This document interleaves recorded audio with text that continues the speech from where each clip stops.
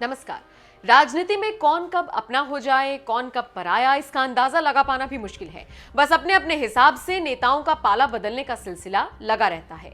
इस बार के चुनावों में भी कुछ ऐसा ही देखने को मिला।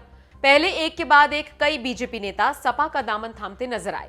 बदला लेने के लिए बीजेपी ने बड़ी सेंधमारी की और सीधा मुलायम की छोटी बहू अपर्णा को ही अपने खेमे में ले लिया। हालांकि इसके बाद भी ये सिलसिला थमा नहीं और अब जब यूपी में 7वें चरण के मतदान में चंद घंटे बाकी रह गए हैं तो एक और बड़े फेरबदल की खबर सामने आई है।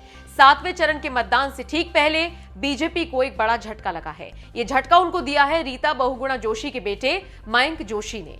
जी हां, रीता बहुगुणा के बेटे मयंक जोशी ने शनिवार को बीजेपी छोड़ सपा का दामन थाम लिया। इस मौके पर खुद अखिलेश यादव भी मौजूद रहे। आजमगढ़ में मंच से ही अखिलेश ने इस बात की घोषणा की और मयंक को मंच पर ही बुला लिया। इस दौरान अखिलेश ने साफ कहा, रीता बहुगुणा जोशी जी के बेटे मयंक भी अब हमारे साथ आ गए हैं। ये हमारे बहुत बड़े नेता बहुगुणा जी के परिवार से हैं। इनके आने से पार्टी मजबूत होगी। वैसे मयंक का सपा में आना बीजेपी के लिए कोई नई खबर नहीं है।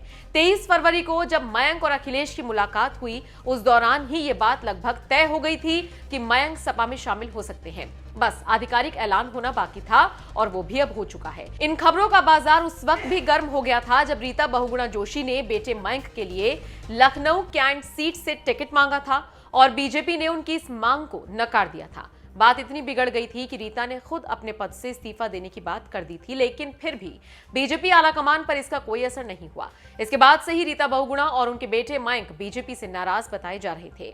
मयंक ने बड़ा कदम उठाते हुए समाजवादी पार्टी का दामन थाम लिया है। वैसे ये राजनीति है, यहाँ कुछ भी हो सकता है। अब जो मयंक कल तक सपा के खिलाफ टिकट लेकर चुनावी मैदान में उतरना चाह रहे थे, अब वो सपा में कुछ बहुत बड़े की उम्मीद करके आए हैं। अब अखिलेश उनकी उम्मीदों को पूरा करते हैं या नहीं, ये देखना दिलचस्प होगा।